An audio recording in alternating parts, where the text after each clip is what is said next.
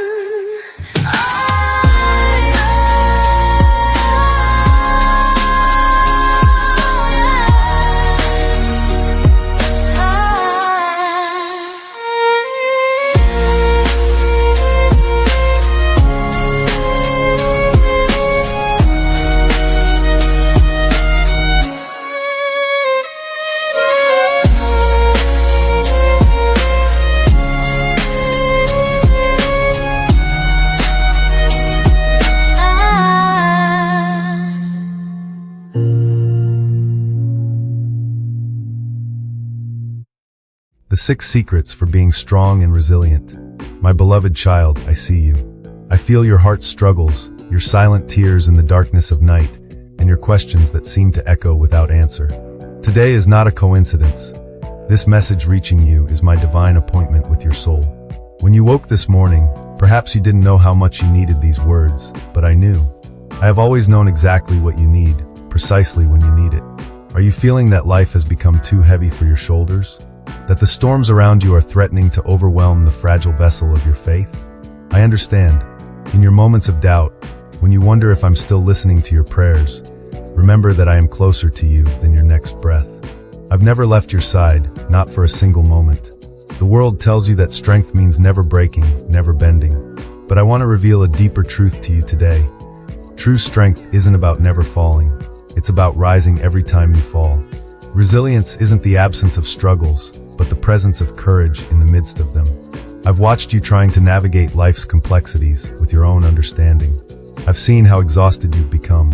Today, I want to share with you the 6 secrets I've taught for being strong and resilient. Secrets that have carried countless faithful souls through their darkest valleys and highest mountains.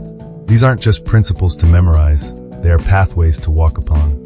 They are not mere words, but living truths that have the power to transform your heart and renew your spirit. I offer them to you now, not as burdens to carry, but as keys to unlock the strength that already resides within you. The strength I placed there before you took your first breath. Throughout history, I've watched my children face impossible situations with these secrets guiding them. These are the same principles that carried David as he faced Goliath, that sustained Esther as she approached the king, that gave Paul the strength to rejoice in prison.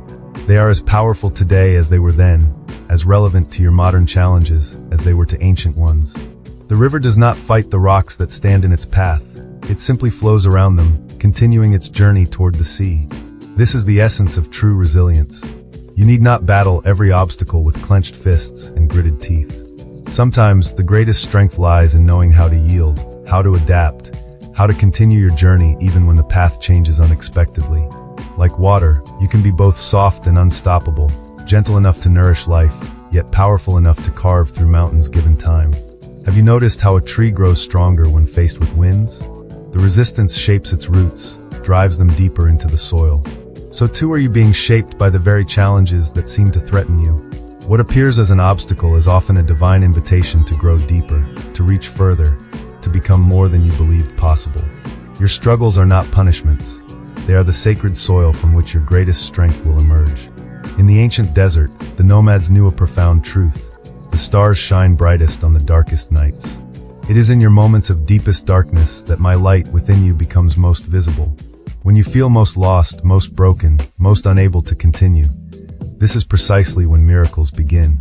For it is only when your hands are empty that they become open to receive. It is only when you acknowledge your thirst that you truly seek the water. Your vulnerability is not your weakness. It is the crack through which my light enters you. Think of the humble butterfly emerging from its chrysalis. If you were to help it, to cut open the cocoon out of compassion, you would doom it to death. It is the very struggle of pushing against resistance that forces fluid into its wings, giving it the strength to fly. If I removed all resistance from your life, all challenges from your path, I would rob you of the very transformation that will enable you to soar. Trust the process, beloved. Trust that your struggles are not in vain, but are the necessary labor pains bringing forth a new version of yourself. As you listen to these words, I invite you to open your heart completely. Let go of your preconceptions about what strength looks like. Allow me to redefine resilience for you. The journey ahead may not be easy, but I promise you this, you will not walk it alone. My strength becomes perfect in your weakness, and my grace is sufficient for every challenge you face. Before we continue, I ask that if these words resonate with your spirit, if you feel that spark of recognition that this message was meant specifically for you, share this divine appointment with others who may be struggling. Like the 5 loaves and 2 fish that fed thousands, your simple act of sharing can multiply this blessing beyond what you can imagine. Comment below with "I am strong and resilient through Christ," so I know these words have found their home in your heart. Let us begin this journey together. A journey toward a strength that doesn't depend on circumstances and a resilience that's anchored not in your own abilities, but in my unfailing love and eternal promises.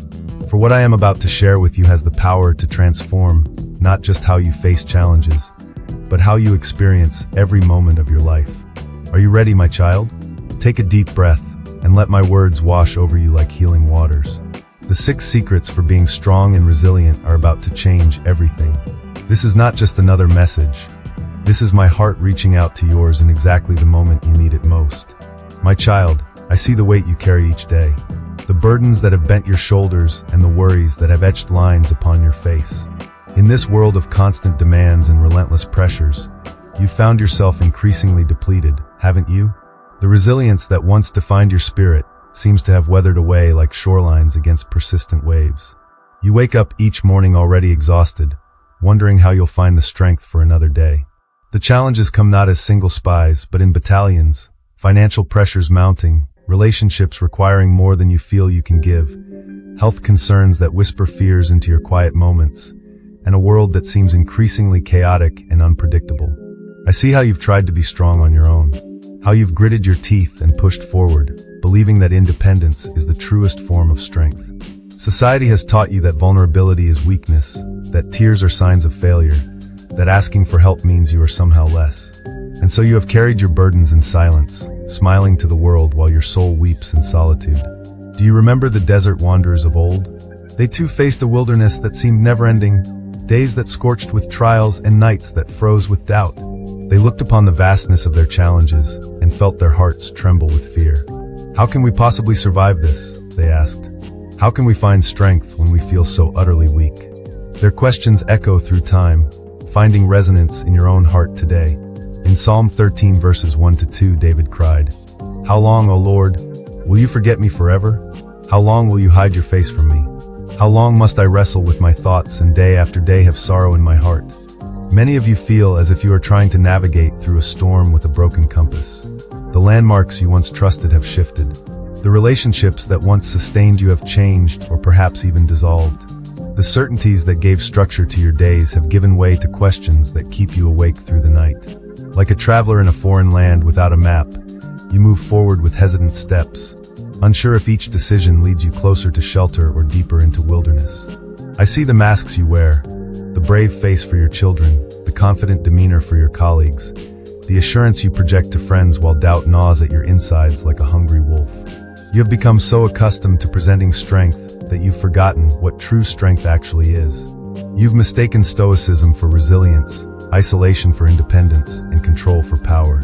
You have built walls to protect yourself, never realizing that these same walls have become your prison. Perhaps most painfully, I see how you blame yourself for struggling. You look at others who seem to navigate life's challenges with grace, and wonder what fundamental flaw exists within you that makes your journey so much harder. Why can't I be strong like them? You ask yourself, not realizing that behind their composed exteriors, they too are fighting battles you cannot see. They too lie awake wondering if they have what it takes to face tomorrow. They too are searching for the strength that seems just beyond their grasp. The real problem is not that you face challenges. Challenges are the very soil in which strength grows. The real problem is not even that you feel weak, for it is in acknowledging weakness that true power begins. No, my child, the real problem is that you have been seeking strength in all the wrong places. You have been trying to draw water from empty wells. You have been looking for light in rooms without windows. You have been searching for wisdom in philosophies that offer complexity, but not truth. But sometimes making the wrong choice is the right thing to do. It's part of finding out who we are. The moment you recognize where you've been searching in error is the moment your true journey towards strength begins. Like the prodigal son who finally looked up from the pig's trough and remembered his father's house, you stand at a threshold of transformation. The awareness of your need is not your defeat. It is the dawn of your victory. If you're watching this right now, and these words are piercing your heart, I want you to do something. Place your hand over your heart and say aloud, I am not meant to carry this burden alone. Feel the truth of those words resonating in your chest. Then share below in the comments, I'm ready to discover true strength. This simple act of acknowledgement is your first step toward the resilience you seek. And if you know someone who needs to hear this message, someone struggling beneath weights too heavy to bear alone, share this video with them now. Be the messenger that connects them to the hope they desperately need. For what is the forest but a single tree repeated over and over? What is the ocean but a single drop multiplied beyond counting? So too is the community of the resilient. Individuals who have discovered strength not in isolation but in connection, not in self-sufficiency but in surrender to something greater. Join this community now by pressing the like button and subscribing to continue this journey with us. Remember the ancient wisdom that declares, those who hope in the Lord will renew their strength. They will soar on wings like eagles. They will run and not grow weary. They will walk and not be faint. Isaiah 40 verse 31. This promise awaits you as we explore the 6 secrets for being strong and resilient. Secrets that have transformed ordinary people into extraordinary bearers of light in the darkest of times. The first secret I want to share with you is perhaps the most fundamental, yet often the most difficult to embrace. Trust in God in all circumstances. Not just in the moments of blessing, when light floods your path and grace seems abundant, but in the valley of shadows, when each step forward requires faith that borders on defiance of what your eyes can see. Think of trust as a garden that must be tended daily. It is not planted once and left to grow on its own. It requires cultivation through prayer, through meditation on eternal truths, through deliberate choices to believe beyond what circumstances suggest. In the desert of my temptation, when the adversary offered me kingdoms and glory in exchange for my allegiance, my trust in the Father remained unshaken not because the offers weren't enticing, but because I had cultivated a garden of trust that no temporary satisfaction could uproot. What does it mean to truly trust? It means to release your white-knuckled grip on the illusion of control. The ancient sailors understood a profound truth. They could not control the winds, but they could adjust their sails. Trust is knowing that while you cannot command the storms of life, you can choose how you navigate through them. It is embracing the paradox that surrender to divine guidance is not weakness, but the highest form of strength.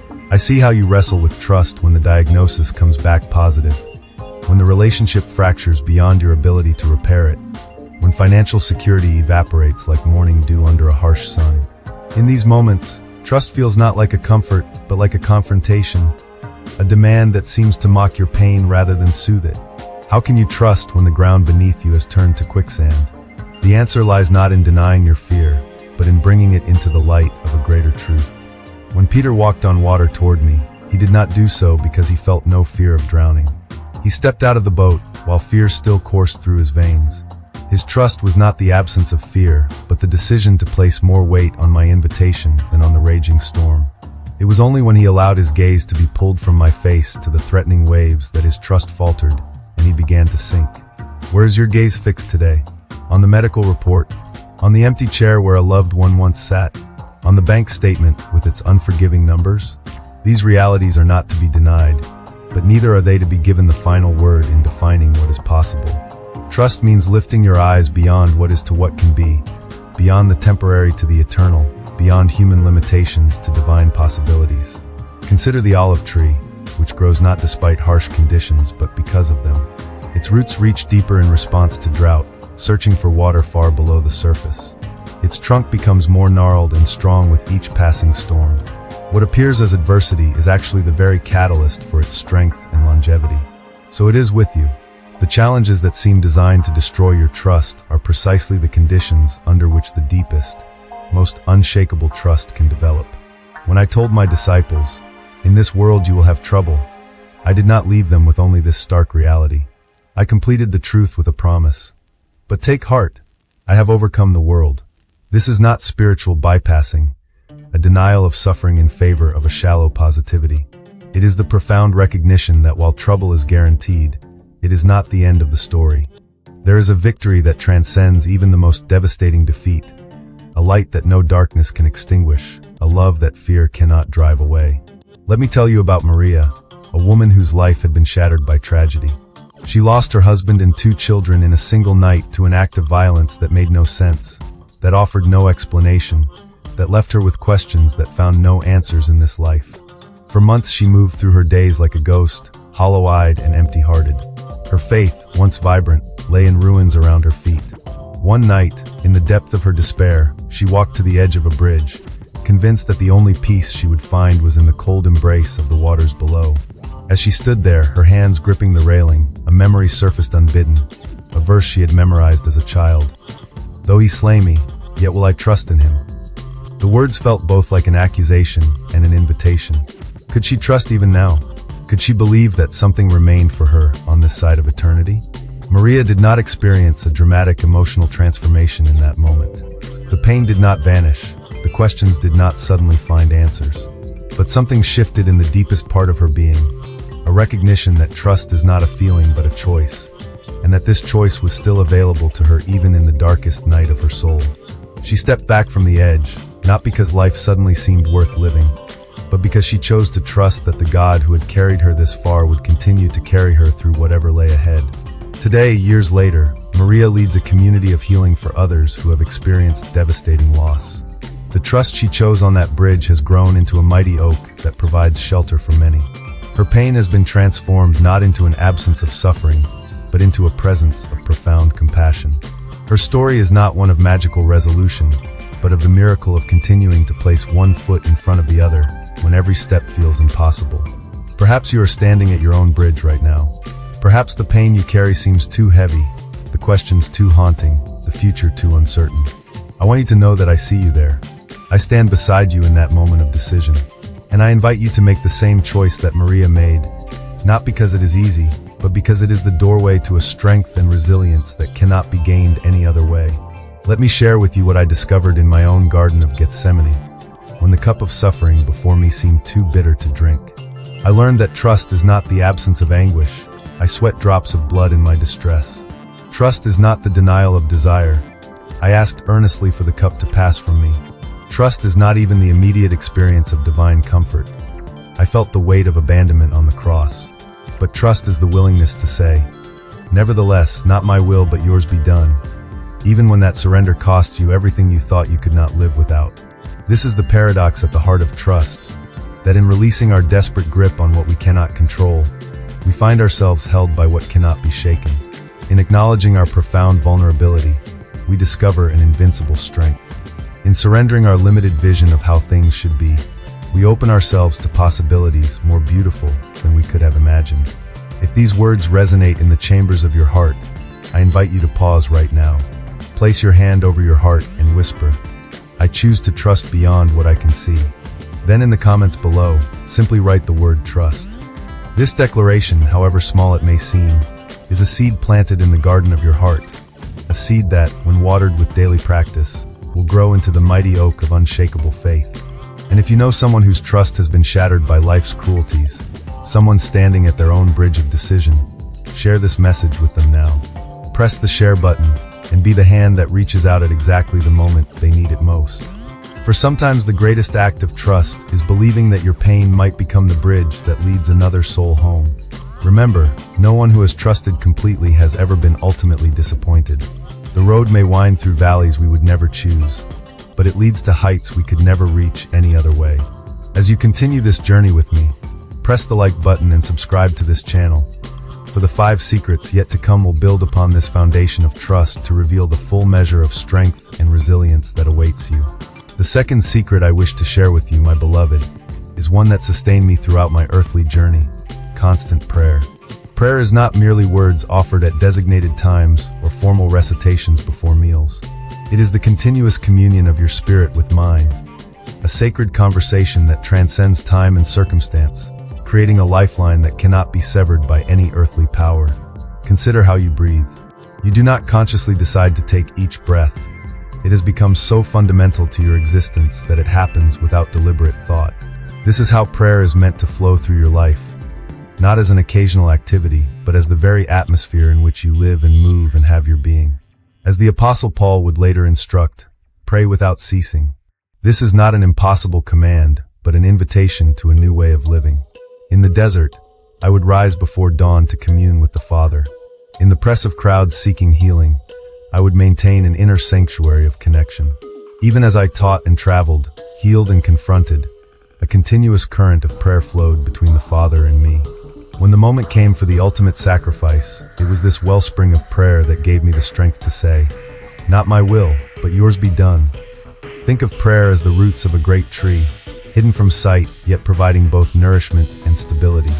When the winds of adversity blow with hurricane force, it is not the visible height of the tree that determines whether it stands or falls, but the depth and breadth of its unseen roots. So it is with you. The depth of your prayer life will determine whether you merely survive life's storms or grow stronger through them. I want you to understand something that many miss. Prayer is not about changing God's mind. It is about aligning your heart with God's heart. It is not about bringing the divine will into conformity with your desires, but bringing your desires into conformity with the divine will. This alignment is the secret source of a resilience that transcends human understanding. For when your will merges with the eternal purposes of love, you tap into a strength not your own. When you find yourself overwhelmed by circumstances beyond your control, prayer becomes your portal to peace. Not because it immediately changes your situation, but because it immediately connects you to the unchanging love that holds all things together. I promised my disciples a peace that the world cannot give, a peace that defies logical explanation, that remains steadfast even when external realities suggest it should be impossible. This peace flows from the wellspring of consistent communion. Let me tell you about Thomas, a man whose life was defined by ambition and achievement. His calendar was filled to overflowing, his mind constantly racing with plans and strategies. He measured his worth by his productivity and his identity by his accomplishments. Then came the day when it all collapsed. His business failed, his health deteriorated, and his relationships frayed under the constant pressure of his driven nature. In the silence of his brokenness, he had nothing left to offer, no achievements to present, no success to justify his existence. It was in this empty space that Thomas encountered prayer, not as an item on his to-do list, but as the very breath of his being. At first, he had no words to offer, only sighs too deep for language, only tears that spoke volumes without sound. He began to sit in silence each morning, not performing prayer but simply being present. Gradually, something shifted in the deepest places of his heart. He began to recognize a presence that loved him not for what he could produce, but for who he simply was. As days turned into weeks and weeks into months, Thomas discovered that prayer was no longer confined to those morning moments of silence. It had become a constant undercurrent in his life, a continuous awareness of divine companionship throughout his day. While walking down the street, he would notice the play of light through autumn leaves and his heart would whisper, "Thank you." In conversation with others, he would sense an invitation to listen more deeply, to see the divine image in the person before him. Even in moments of frustration or fear, he found himself turning instinctively toward the presence that never left him. The resilience that developed in Thomas did not come from regaining his former success. It came from discovering a new foundation for his life, one that could not be shaken by circumstantial changes. When difficulties arose, as they inevitably did, he no longer faced them alone or with merely human resources. He faced them with the confidence of one who walks in continuous communion with the source of all strength and wisdom. The desert fathers and mothers of ancient times understood this truth. They withdrew from society not to escape the world, but to discover the secret of living fully within it. In their solitude, they cultivated a prayer that became as natural as breathing, as constant as their heartbeat. And when people came from far and wide seeking wisdom for living, these prayer-soaked souls offered insights that transformed lives. Not through complex theologies, but through the simple radiance of lives lived in unbroken communion with the divine. You may say to me, but how can I pray without ceasing? I have work to do, relationships to tend, responsibilities that demand my attention.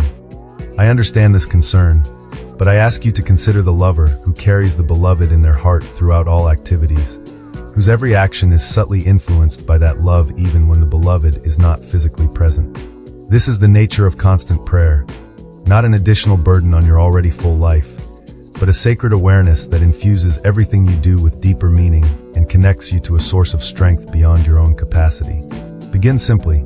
Set aside moments at the start of your day to enter consciously into my presence, not with many words or elaborate petitions, but with the openness of a child who crawls into a parent's lap, content simply to be held. Then, throughout your day, create small altars of awareness. When you wash your hands, when you wait at a traffic light, when you stand in line at the store.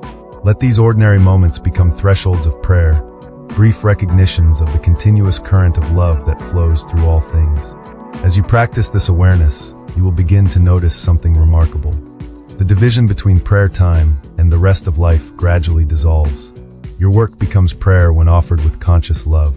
Your relationships become prayer when you truly see the divine image in the other. Even your struggles become prayer when faced with the awareness that you are never alone in them. This is the prayer that sustained me through Gethsemane and Calvary. Not only the focused moments of petition, but the continuous current of communion with the Father that never ceased, even in my darkest hour. If my words resonate within you, I invite you to begin this journey into constant prayer today. Right now, wherever you are, whatever you're doing, take a deep breath and silently say, "You are here with me." Feel the truth of that statement. Then, in the comments below, share one ordinary moment in your day that you will transform into a threshold of prayer.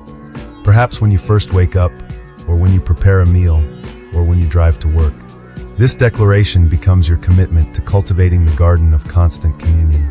And if you know someone whose life feels fragmented, someone desperately seeking a foundation that cannot be shaken, share this message with them. Press the notification bell so you don't miss the next secret for being strong and resilient. The practice of constant prayer works in beautiful harmony with the trust we discussed before, creating a tapestry of spiritual strength that can withstand any storm. Remember, my beloved, prayer is not primarily about what you say, but about the relationship you cultivate. Just as the deepest human relationships grow through both conversation and comfortable silence, through both joyful celebration and quiet companionship, so your relationship with me deepens through all forms of prayer. It is this relationship, this continuous communion, that will transform your moments of weakness into your greatest demonstrations of strength. The third secret I share with you today may seem paradoxical in a world that celebrates self-focus as the path to fulfillment. Yet this secret has transformed the lives of countless souls throughout history. Serving others is not the path to depletion, but the gateway to inexhaustible strength and resilience. When I walked among you, I did not come to be served, but to serve. This was not a strategy of self-denial or a burden I reluctantly shouldered. It was the natural expression of love's true nature, to pour itself out for the benefit of others. What many fail to understand is that this pouring out does not diminish the one who serves. Rather, it connects them to the eternal wellspring of divine love that can never be exhausted. Consider the Dead Sea, which constantly receives water but has no outlet. Despite the constant inflow, its waters are bitter and cannot sustain life. In contrast, the Sea of Galilee both receives and gives water freely, and it teems with life and vitality. This is the profound truth about human existence. We are not designed to be reservoirs that merely collect and contain. We are created to be channels through which blessing flows. When we block this natural movement through self-absorption, we become stagnant and bitter. But when we allow ourselves to be conduits of love and service, we participate in the endless circulation of divine life. During my time on earth, I demonstrated this principle in ways both dramatic and ordinary. I washed the feet of my disciples, taking the position of the lowest servant to show that true greatness lies not in being served but in serving. I touched lepers when others recoiled in fear, fed the hungry when others suggested they be sent away, and spoke with tenderness to those whom society had rejected. With each act of service, I did not become weaker but stronger, for I remained connected to the Father, who is the ultimate source of all strength. Let me tell you about Helena, a woman who discovered the power of this secret in unexpected circumstances. For decades, Helena had pursued success as the world defines it, climbing the corporate ladder, accumulating possessions, and crafting an image of self-sufficiency that impressed everyone around her. Yet despite her achievements, she felt increasingly hollow, as if something essential was missing from her life. A sense of purposelessness haunted her even amid her material abundance. Then came a diagnosis that shattered her carefully constructed world. Cancer that would require months of debilitating treatment with no guaranteed outcome. In the hospital waiting room before her first chemotherapy session, Helena noticed an elderly woman sitting alone, visibly frightened as she awaited her own treatment. Despite her own fear, Helena moved to sit beside this stranger and gently took her hand. That simple act of connection, of choosing to see another's pain even while bearing her own, awakened something within Helena that had long been dormant. As the weeks of treatment progressed, Helena began to notice other patients who were struggling. Some without family support, others overwhelmed by the complexity of the medical system. Despite her own physical weakness, she found herself offering small acts of kindness, explaining procedures to new patients, sharing resources she had discovered, simply sitting in companionable silence with those who needed presence more than words. What astonished Helena was that on the days when she reached beyond her own suffering to ease another's burden, she experienced a mysterious renewal of her own strength. The pain did not disappear, but it no longer defined the boundaries of her existence. When her treatment finally ended, Helena did not return to her former life. She had discovered a paradoxical truth, that in giving of herself even when she seemed to have nothing left to give, she had tapped into a source of vitality that her previous self-focused existence had never provided. She now volunteers regularly at the Cancer Center, offering to others the same presence and support that transformed her own journey. The resilience she developed through service has carried her through subsequent challenges with a steadiness that amazes those who knew her before. Helena's story illustrates what the mystics and saints have always known, that service is not primarily about what we do for others, but about the transformation that occurs within us when we shift our focus from self-protection to self-giving. When you serve others, particularly from a place of seeming emptiness, you discover capacities within yourself that remained hidden when comfort and security were your primary concerns. You develop a flexibility of spirit that can bend without breaking under life's pressures, a resourcefulness that finds creative solutions where none seemed possible, and a depth of compassion that connects you to the suffering of others without being overwhelmed by it.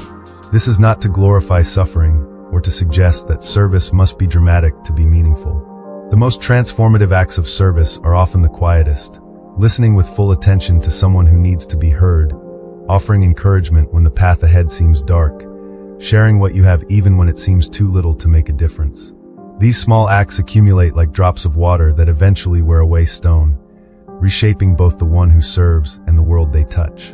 I want you to understand that serving others as a path to resilience is not about draining yourself to fill others' needs. This kind of service stems not from obligation, but from the overflow of divine love that you allow to flow through you. It requires staying connected to the source through trust and prayer, the first two secrets we've explored. Without this connection, service can indeed become depleting.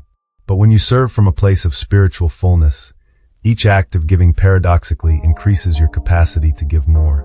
Think of the 5 loaves and 2 fish that fed thousands with baskets left over.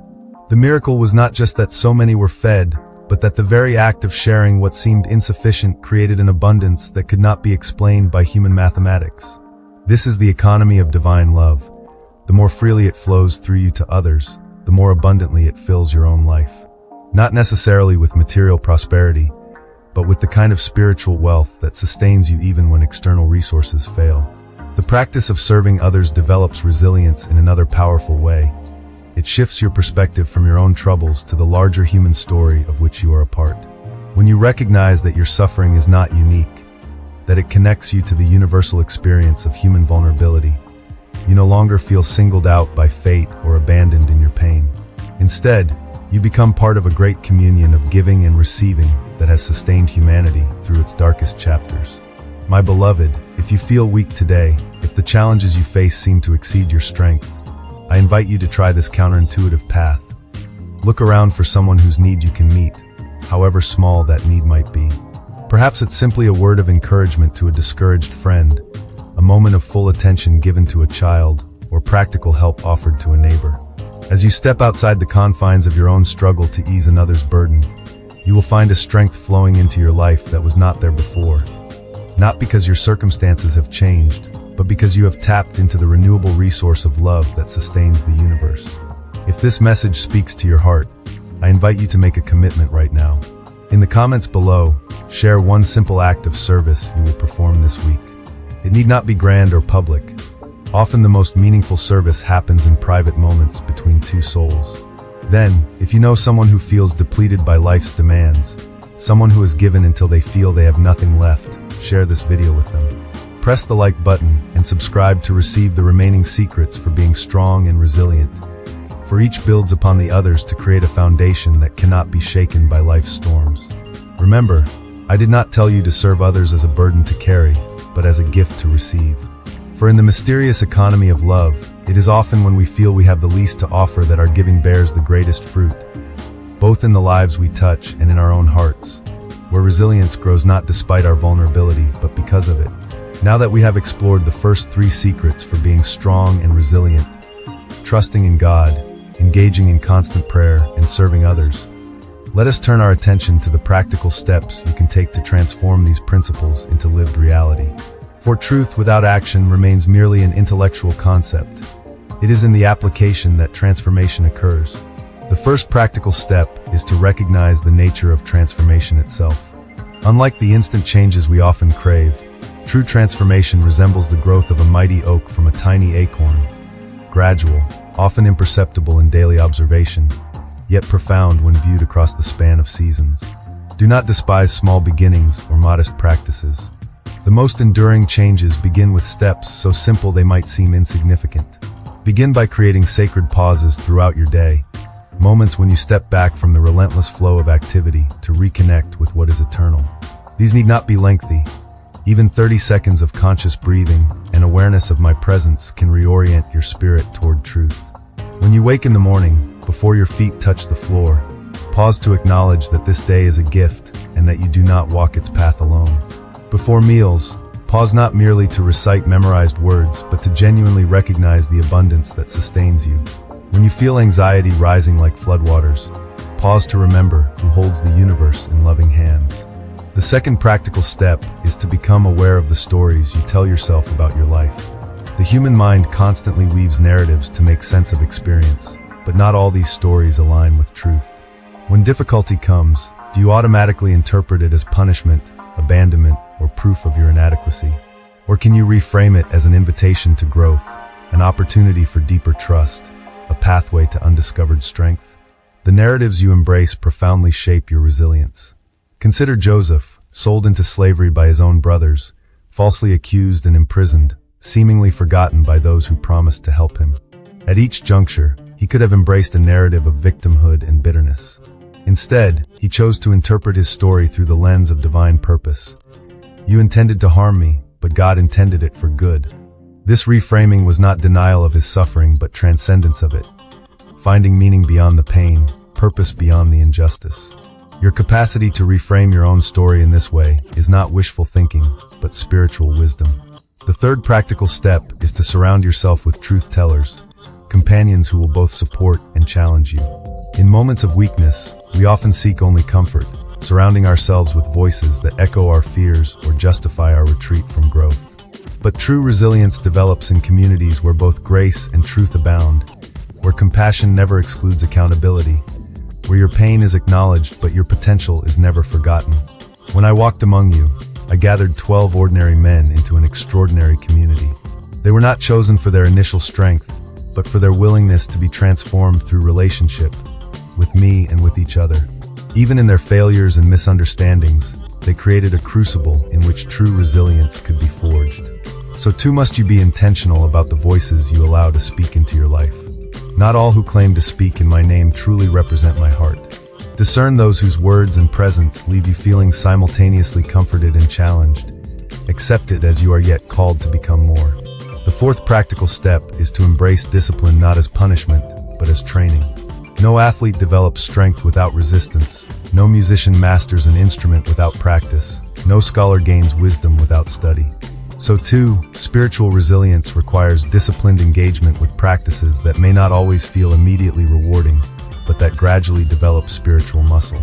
Set aside time each day for silence and scripture, not as items to check off a list, but as opportunities to steep your mind and heart in eternal truth. Begin with just 5 minutes if an hour seems overwhelming. Start with a single verse if reading chapters feels daunting. The measure is not quantity but quality of attention. In a world that constantly fragments your focus, the simple act of giving undivided attention to spiritual nurture is itself a radical act of resistance against forces that would weaken your soul. The fifth practical step is to anchor your identity in what cannot be shaken. So much of human striving stems from insecurity about who we are and what gives us value. When your sense of worth is tethered to accomplishments, possessions, appearances, or the approval of others, any threat to these temporary foundations becomes a threat to your very self. But when you ground your identity in being loved by the Creator who formed you with purpose, who knows you completely yet loves you unconditionally, you develop the capacity to withstand losses that would otherwise devastate you. This anchoring is not accomplished through mere positive thinking or affirmation. It requires a regular practice of returning to the source of your true identity. Each morning, before the voices of the world begin their ceaseless commentary on your worth, remind yourself, I am not what I accomplish. I am not what I possess. I am not what others think of me. I am loved by God. This is my truest identity, my deepest reality, my unshakable foundation. The sixth practical step is to develop practices of gratitude and celebration. Resilience falters when we focus exclusively on what is broken, missing, or threatening in our lives. Not because these realities should be denied, but because exclusive attention to them distorts our perception. Each day contains both shadow and light, both struggle and gift. The resilient heart develops the capacity to acknowledge both. Each evening, review your day for moments of grace. Instances where beauty broke through, where kindness was offered or received, where progress occurred even if modest, where divine presence was glimpsed even if fleetingly. Give these moments equal weight in your accounting of the day. Write them down if doing so helps you remember. Share them with someone close to you, for speaking gratitude aloud multiplies its power in your life. Finally, my beloved, understand that transformation is not linear but cyclical. There will be seasons of rapid growth and seasons of apparent standstill. There will be moments of breakthrough and moments of regression. Do not judge your journey by temporary setbacks or measure your progress against others whose paths differ from your own. The only meaningful comparison is between who you are today and who you were yesterday, between the strength you now possess and the weakness you have gradually overcome. If these practical steps resonate with your spirit, I invite you to choose just one to begin implementing today. In the comments below, share which step you will focus on this week. Your declaration becomes both commitment and encouragement to others walking this path beside you. Press the like button and share this video with someone who needs practical guidance for developing resilience in challenging times.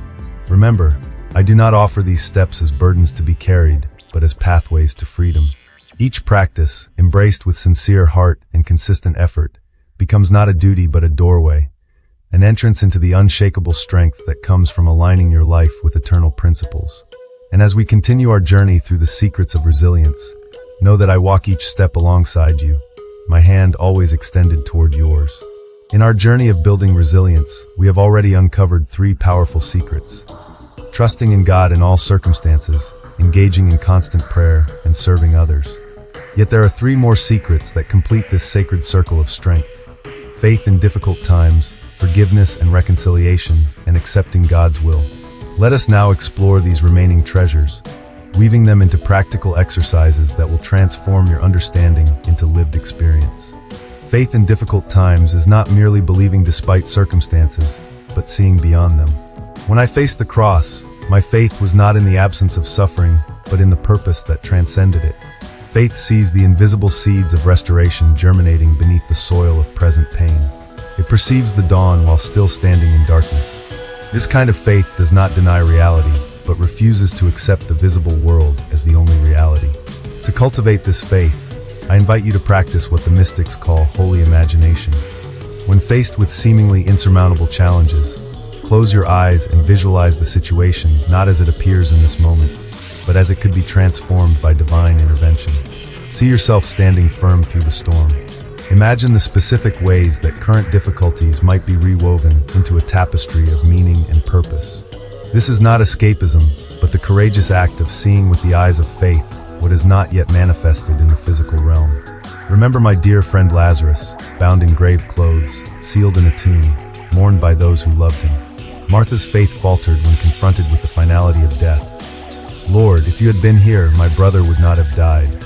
Yet even then, I invited her to a faith that could perceive possibilities beyond the apparent ending. Your brother will rise again. This faith that refuses to accept death as the final word, whether physical death or the death of dreams, relationships, or hopes, is the faith that moves mountains and opens tombs. Each morning, practice strengthening this muscle of faith by writing down your current challenges, then alongside each one, write, I choose to believe that God is working in this situation in ways I cannot yet see. Throughout your day, when anxiety or doubt arise, return to this declaration not as a denial of difficulty, but as an affirmation of a deeper reality working beneath the surface of visible circumstances. Forgiveness and reconciliation form the fifth secret of resilience, a secret often overlooked yet profoundly transformative. Unforgiveness is a poison you drink yourself while hoping it will harm another. It binds your spirit to past wounds, draining the energy needed for present strength. When I hung on the cross and prayed, Father, forgive them, for they know not what they do, I was not merely offering a generous gesture toward my persecutors. I was demonstrating a principle essential to unshakable resilience. To practice forgiveness, begin by acknowledging the full extent of your hurt without minimizing it. Genuine forgiveness never trivializes wounds, but transforms them from barriers into bridges. Each evening, sit quietly and ask yourself, whom am I holding in the prison of unforgiveness? What resentments am I carrying that have become burdens rather than the burden's solution? Write these names and situations on a piece of paper. Then engage in a sacred ritual of release. Hold the paper in your hands and pray. I acknowledge this hurt. I release my right to revenge. I choose to forgive not because what happened was acceptable, but because I refuse to remain chained to this pain. Then either burn the paper safely or tear it into pieces as a physical enactment of your spiritual decision. This does not mean you must immediately reconcile with those who have harmed you, especially if the relationship remains unsafe. Forgiveness is your internal liberation. Reconciliation is a mutual journey that may or may not be possible in certain situations. Remember, forgiveness is rarely a single moment, but a process of repeated choosing. You may need to forgive the same hurt many times until its power over you diminishes. Be patient with yourself in this journey. Even Peter asked me, Lord, how many times shall I forgive my brother who sins against me? Up to 7 times? My answer, 70 times 7, was not establishing a mathematical limit, but indicating the ongoing nature of forgiveness as a way of life rather than a one-time event. The sixth and final secret for being strong and resilient is accepting God's will, not with resigned submission but with active embrace. This acceptance is not passive fatalism that says, whatever will be, will be. Rather, it is the profound recognition that the divine perspective encompasses realities beyond your limited vision, that the path of greatest growth sometimes diverges from the path of greatest comfort. In Gethsemane, my acceptance, not my will but yours be done, was not the surrender of autonomy but the alignment of finite wisdom with infinite love. It was the recognition that the Father's purposes, while mysterious and sometimes painful in their unfolding, ultimately lead to resurrection glory that could not be reached by any other path. To practice this acceptance, create a daily ritual of open hands. Sit quietly, extend your palms upward, and name aloud the circumstances, relationships, and outcomes you are trying to control. With each one, say, I release my grip on this. I open myself to your purposes, which are higher than my understanding. Feel the physical tension leave your body as your hands remain open, symbolizing your spiritual posture of receptivity to divine guidance. Then, throughout your day, notice moments when anxiety spikes or anger flares. These are often signposts pointing to areas where you are grasping for control rather than practicing acceptance. In those moments, pause, take a breath, and mentally picture your open hands again, releasing that situation back into divine care. This is not abandoning responsibility, but exchanging the burden of ultimate outcomes for the freedom of faithful stewardship. If you would commit to practicing these final 3 secrets, faith in difficult times, forgiveness and reconciliation, and accepting God's will, I invite you to share in the comments below which one resonates most deeply with your current life circumstances. Write, "I am embracing faith in my difficulties," or "I choose the path of forgiveness," or "I open my hands to accept God's will." This declaration becomes both your commitment and your testimony to others who walk similar paths. And if this message has illuminated the path before you, press the like button and share it with someone who needs these same secrets for developing unshakable strength. Subscribe to ensure you receive the remaining guidance on transforming these principles into daily practices that will carry you through any storm. My beloved, these 6 secrets, trust in God in all circumstances, constant prayer, serving others, faith in difficult times, forgiveness and reconciliation, and accepting God's will, form not a formula but a foundation. They are not magical incantations that exempt you from life's challenges, but mysterious pathways through them. As you incorporate them into your daily existence through the practices we've explored, you will discover a resilience not of your own making, but flowing from the very heart of divine love that sustains all creation. Now, take a moment to reflect on all 6 secrets. See how they interweave and strengthen one another. Trust enables prayer, prayer fuels service, service deepens faith, faith facilitates forgiveness, forgiveness opens the heart to acceptance. Together, they create not merely survival techniques, but a transformed way of being in the world. One where strength arises not from absence of weakness, but from presence of grace, where resilience emerges not from denial of struggle, but from finding meaning within it. As we continue our exploration of the practical steps for transformation, I want to offer you additional resources that will deepen your journey toward unshakable resilience. These are not merely suggestions, but sacred tools that have guided countless souls through their darkest valleys into the light of renewed strength and purpose. The first essential resource is community. No matter how sincere your individual practice, transformation flourishes most abundantly in the soil of authentic connection with others who share your spiritual journey. The early followers gathered not just for teaching, but for breaking bread together, for sharing resources, for bearing one another's burdens. They understood what modern society often forgets, that resilience is not a solitary achievement, but a communal cultivation.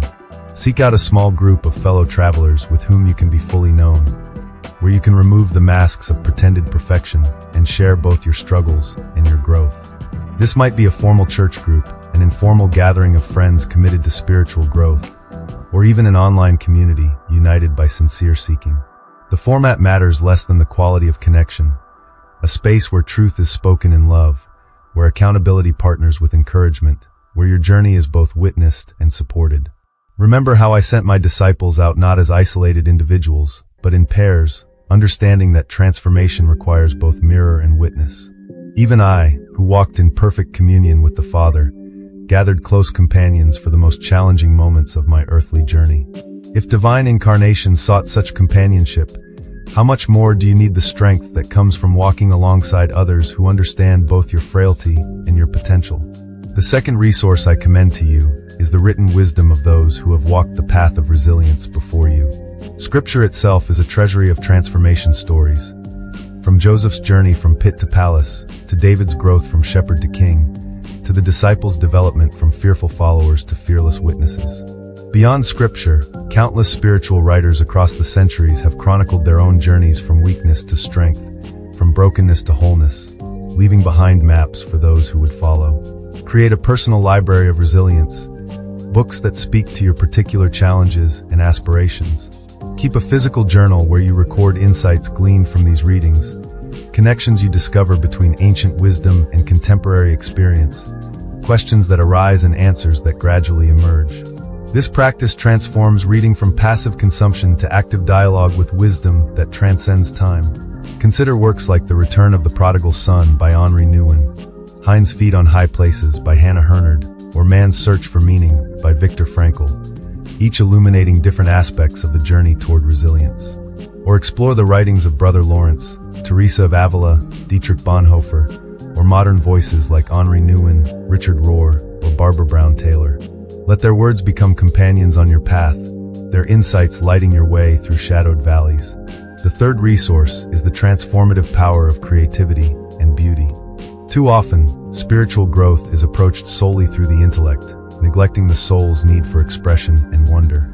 Yet creation itself reveals that the divine nature delights not only in purpose but in beauty, not merely in function, but in artistic flourishing. Your resilience develops not just through understanding principles, but through engaging with beauty that awakens hope and nourishes the spirit when rational explanations fall short. Explore forms of creative expression that resonate with your spirit.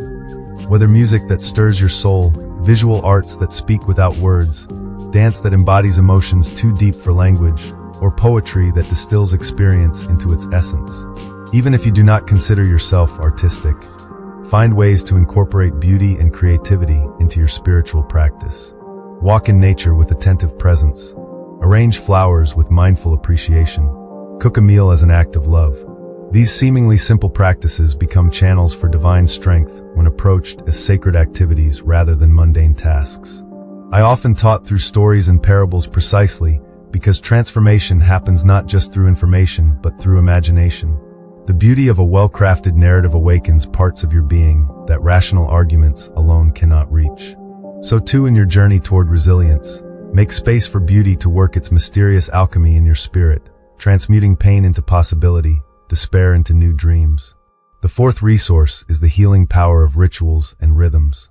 In a world of constant disruption and novelty, the human spirit longs for meaningful patterns that create a sense of sacred order.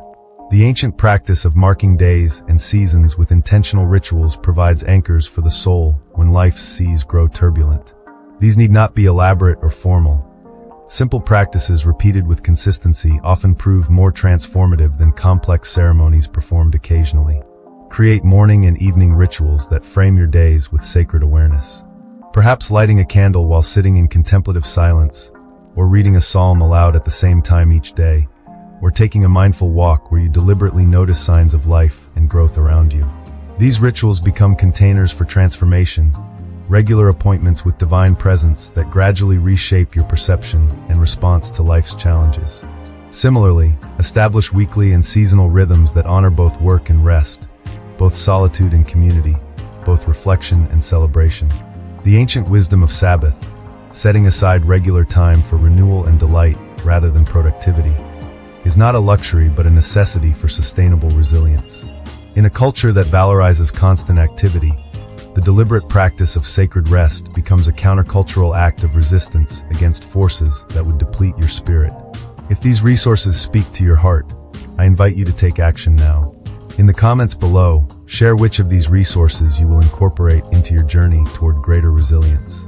Write, "I commit to finding spiritual community," or "I will begin a reading journey," or "I will make space for beauty and creativity," or "I will establish sacred rituals in my daily life." Your declaration becomes an invitation to others seeking similar transformation. And if you know someone struggling to find practical resources for their own journey towards strength and resilience, share this video with them now. Press the like button and subscribe to this channel to receive the final sections of our exploration of the 6 secrets for being strong and resilient.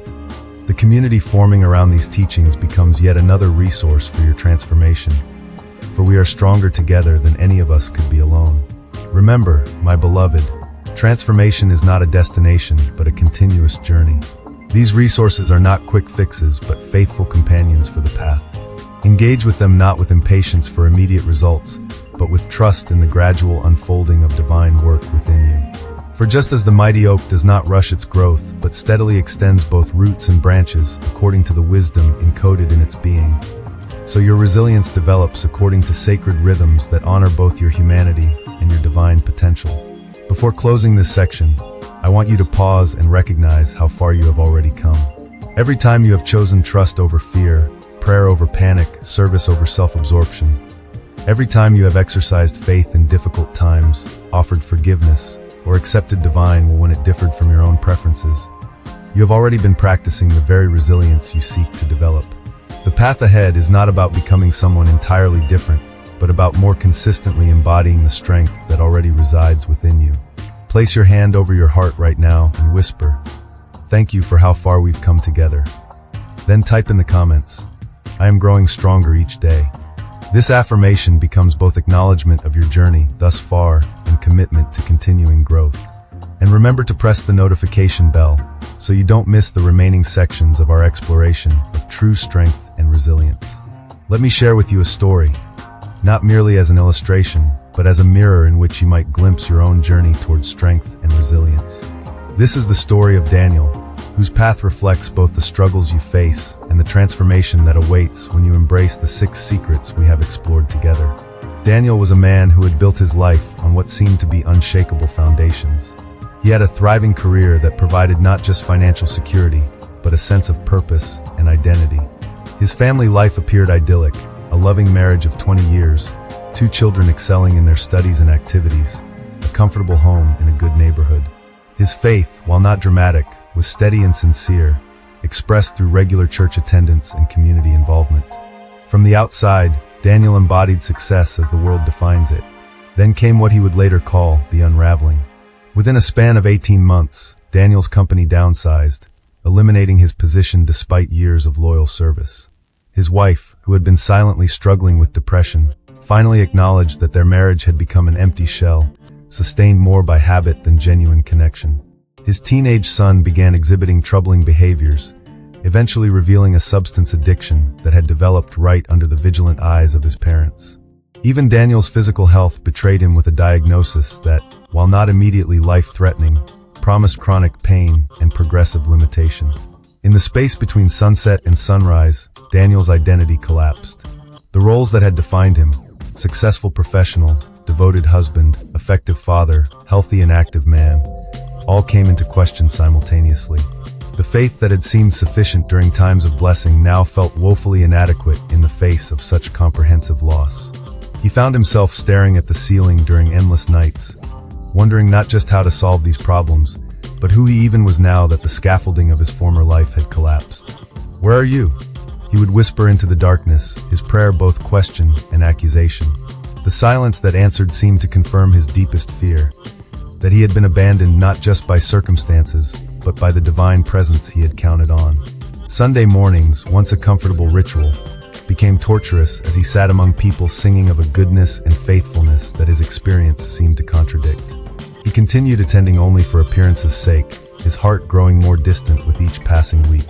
It was during this darkest period that Daniel reluctantly agreed to attend a weekend retreat, not out of spiritual hunger, but simply to escape the oppressive atmosphere of his increasingly empty home. He packed minimal belongings, expecting little beyond a brief respite from immediate pressures. What he did not know, could not have known, was that this retreat would become the threshold between his old life and a new way of being that he could not yet imagine. The retreat center was simple, almost austere in its furnishings. No luxuries to distract, no entertainment to numb the ache of his reality. Just silence, nature, and the gentle guidance of a spiritual director who seemed to see past Daniel's carefully constructed facade directly into the wasteland of his soul. When this guide asked him to describe his relationship with God, Daniel surprised himself by abruptly weeping. Not gentle tears, but gut-wrenching sobs that seemed to emerge from a well of grief he had not allowed himself to acknowledge. "I don't know who God is anymore," he finally managed to say when the tears subsided. "Or maybe I never did. Maybe I just knew a God who blesses obedience and punishes failure. And now I've clearly failed at everything that matters." The spiritual director did not rush to contradict this assessment or offer platitudes about God's mysterious ways. Instead, he invited Daniel to sit with his genuine experience, to honor the authenticity of his questions rather than burying them beneath premature answers. "Perhaps," the guide suggested, "this is not the end of your faith, but the beginning of a deeper one. Perhaps the God you're losing is not the true God, but an image that was always too small to hold the mystery of divine love." Over the course of that weekend, through periods of guided reflection, walks in nature, and conversations that probed beneath the surface of conventional spirituality, Daniel began to recognize how the unraveling of his external life was creating space for an internal transformation he would never have chosen but desperately needed. The guide introduced him to the 6 secrets we have been exploring, not as abstract principles, but as lived practices for navigating the wilderness in which he found himself. Daniel began with small steps of trust, not denying his doubts, but choosing to act as if God's love remained constant even when his feelings suggested otherwise. He established a simple practice of morning prayer, just 10 minutes of sitting in silence before the demands of the day closed in, allowing himself to be present to both his pain and the possibility of divine presence within it. He discovered that serving at a local shelter, despite his own sense of emptiness, mysteriously replenished something within him that had been depleted. As weeks turned to months, Daniel faced the ongoing challenges of his circumstances with a gradually deepening resilience. His job search continued with many disappointments, but he found himself less defined by rejection and more able to see each interview as one step in a longer journey. Marriage counseling revealed both the depth of disconnection with his wife and the possibility of building a more authentic relationship from the ashes of what had been lost. His son's recovery had setbacks and victories, teaching Daniel that love means continuing to show up without guarantees. What changed most profoundly was not Daniel's circumstances, but his relationship to them. The faith that emerged from his spiritual crisis was not the comfortable certainty he had once known, but a hard-won trust forged in the crucible of doubt. He discovered that forgiveness, of himself, his wife, even of God, was not a single decision but a daily choice to release the resentment that threatened to poison his future. He learned to hold his expectations with open hands, neither clinging to specific outcomes nor abandoning hope altogether. "I would never have chosen this path," Daniel shared with a small group of men who had become his spiritual companions. "But I would also never trade the person I'm becoming through this journey for the person I was before, who thought he had all the answers, but had never really asked the deepest questions." 3 years after the unraveling began, Daniel's life still bore little resemblance to his former vision of success. He had found employment that paid less but offered more meaning. His marriage had transformed into something more honest, more vulnerable, and ultimately more intimate precisely because the illusions had been stripped away. His relationship with his son remained a daily exercise in loving without controlling. His health continued to present challenges that required constant adaptation. Yet something had shifted at the core of his being. The resilience he had discovered was not the ability to control outcomes or avoid suffering, but the capacity to remain fully present and engaged with life's complexities without being destroyed by them.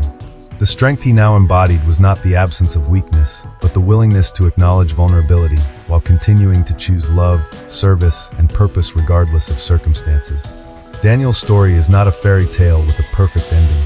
It is the honest journey of a soul discovering that resilience is not found in the absence of storms, but in learning to dance in the rain, to find beauty even in brokenness, to trust that light exists even when clouds obscure its evidence. His testimony is not offered as a guarantee that your particular circumstances will resolve in any specific way, but as a witness to the transformation possible when you embrace the secrets of spiritual resilience we have explored together. I share Daniel's story because I see elements of his journey in your own. Perhaps you too have experienced an unraveling, the collapse of what you thought would always provide security and identity. Perhaps you too have questioned whether faith can survive when experience seems to contradict its most basic promises. Perhaps you too stand at the threshold between an old life that no longer works and a new way of being that you cannot yet fully envision. If Daniel's story resonates with your own experience, I invite you to share in the comments below one aspect of his journey that particularly speaks to your current situation. Simply write, "I connect with," and complete that statement with your honest reflection. Your vulnerability may become the very doorway through which another soul discovers hope for their own journey. And if you know someone caught in their own process of unraveling, someone questioning whether strength and resilience are still possible amid profound loss, share this video with them now. Press the like button and subscribe to receive the final sections of our exploration of the 6 secrets for being strong and resilient. For in sharing our stories, we discover that none of us walks alone through the valley of transformation. Remember, my beloved, the most powerful testimony is not one of perfect resolution, but of authentic transformation. Not the absence of scars, but the presence of healing that makes wounded places into sources of compassion and wisdom for others. Your own story, still being written, carries this same potential. to become not just a chronicle of survival, but a testament to the resilience that emerges when divine love meets human openness to transformation. My beloved, we have journeyed together through the 6 secrets for being strong and resilient. We have explored the transformative power of trusting God in all circumstances, engaging in constant prayer, serving others, maintaining faith in difficult times, practicing forgiveness and reconciliation, and accepting God's will. Now is the moment of decision, the threshold between merely understanding these principles and allowing them to reshape your very life. I do not speak to you as one distant from your struggles, but as one who has walked the path of suffering with purpose, who has known betrayal yet chosen love, who has experienced the ultimate testing of faith and emerged victorious. The invitation I extend is not to a life free from challenges, but to a life of unshakable strength amid them. A resilience not of your own manufacturing, but flowing from connection to the eternal source of all power and love. What will you do with what you have received? Knowledge without application remains merely intellectual entertainment. Inspiration without implementation fades like morning mist under the heat of day's challenges. The moment has come to move from passive reception to active embodiment of these sacred truths that have sustained countless souls through history's darkest valleys. I invite you right now to make a concrete commitment to your transformation. Place your hand over your heart and speak aloud. Today, I choose to begin a new journey of spiritual resilience. I embrace these 6 secrets not just as concepts, but as pathways to a transformed life. Feel the weight of this declaration, not as burden, but as anchor, holding you steady as you navigate the process of becoming who you are truly meant to be. Now, make this commitment visible and tangible by sharing it in the comments below. Right? I am embracing the journey of resilience by focusing first on and identify which of the 6 secrets most directly addresses your current challenges.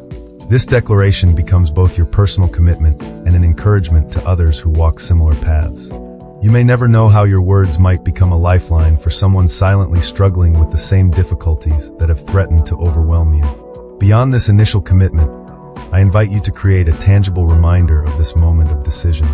Find a small object, perhaps a stone, a coin, or a written note, that you can carry with you or place where you will see it daily. Let this become your personal Ebenezer, your stone of remembrance like the one Samuel raised saying, "Thus far the Lord has helped us."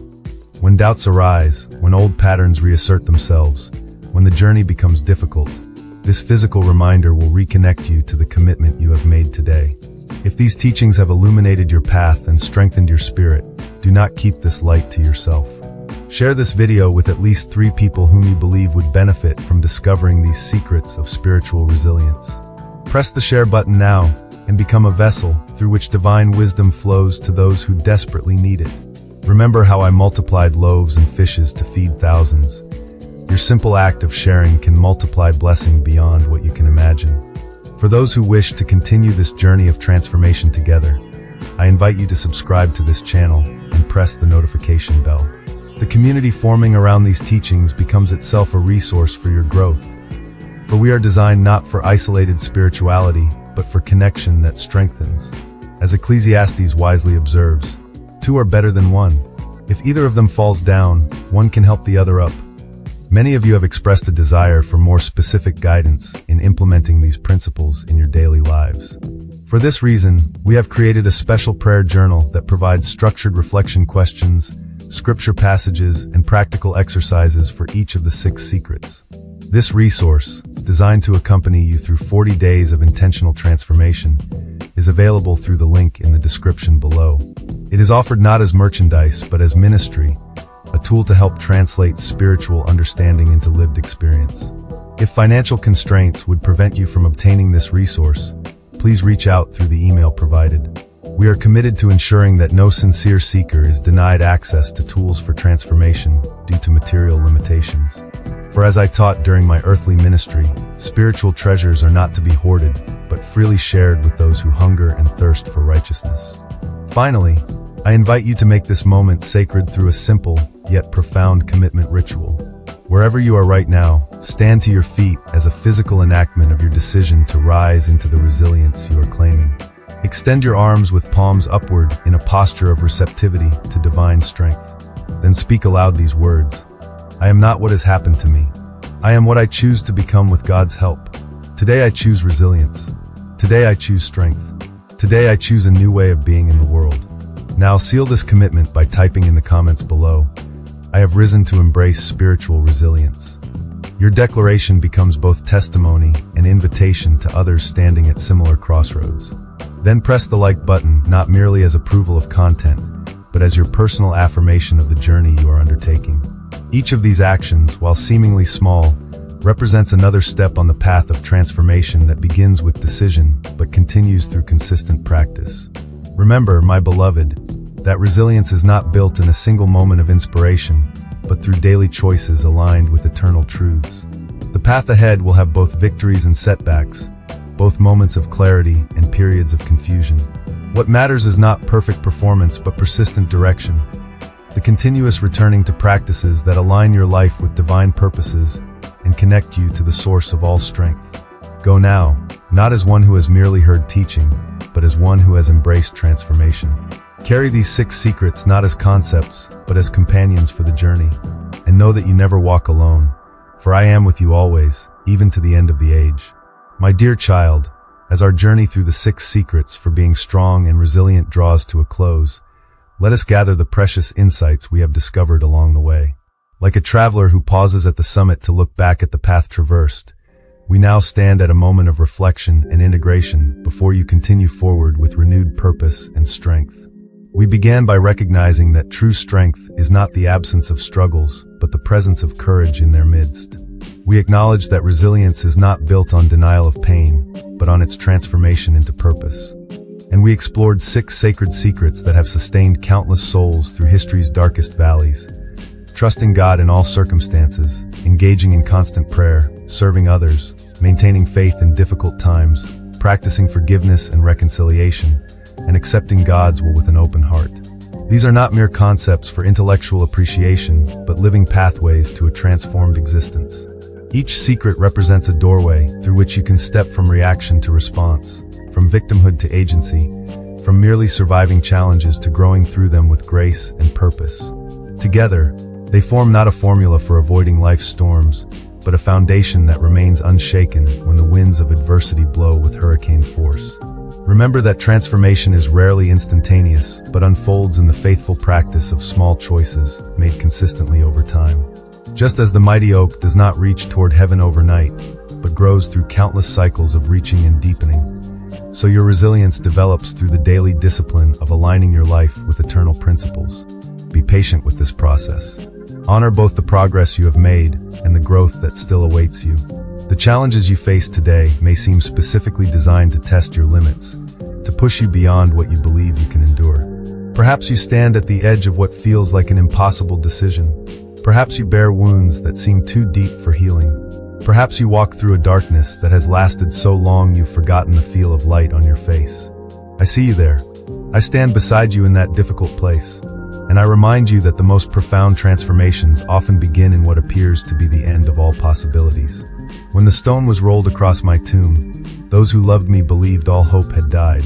They could not see that what appeared to be the final period at the end of the story was merely a comma in a narrative far more beautiful and redemptive than they had imagined. So too in your life, what seems like an ending may be the very threshold of unexpected beginning. The circumstance that appears designed to destroy you may become the crucible in which your greatest strength is forged. If these teachings have illuminated your path and strengthened your spirit, I invite you now to a simple yet profound commitment. In the comments below, complete this sentence. The greatest insight I have received from these teachings is. Your reflection becomes both personal integration and gift to others who may need precisely the wisdom you have discovered. Then share this complete series with someone walking through their own valley, someone who needs to discover that strength is still possible even when weakness feels overwhelming. Press the share button and become a vessel of hope for another soul. For those who wish to continue this journey of transformation together, I invite you to subscribe to this channel and join our community of spiritual practice. Each week, we explore different aspects of the abundant life available to those who align themselves with divine purposes. Press the notification bell so you never miss these opportunities for ongoing growth and connection. Many of you have expressed how these teachings have touched places in your heart that long needed healing. If you would like to express your gratitude in tangible form, consider supporting the ministry that makes these messages possible. The link in the description allows you to partner with us in reaching more souls hungry for authentic spiritual nourishment. Your generosity creates ripples of transformation that extend far beyond what you can see. As we part ways for now, I leave you with this blessing. May you walk in the strength that comes not from absence of weakness, but from presence of grace. May you discover resilience not as a human achievement, but as a divine gift that flows through your conscious cooperation. May you find that the very circumstances that threaten to destroy you have become the foundation of your most profound transformation. And may you recognize, in every moment of challenge, the invitation to become more fully who you were created to be, a bearer of light in a world desperately in need of illumination. Remember, my beloved, that you carry within you the seeds of strength and resilience far greater than any challenge you will ever face. These seeds require only your faithful tending to grow into a harvest that will nourish not only your own spirit, but the hungry souls around you. You were created not merely to survive life's difficulties, but to transform them into testimony, evidence of a love more powerful than fear, a hope more enduring than despair, a joy more profound than circumstance. Go now in peace, carrying these 6 secrets not as burden but as treasure, not as obligation but as invitation to a life of unshakable strength. And know that you never journey alone, for I am with you always, even to the end of the age. Hail Mary, full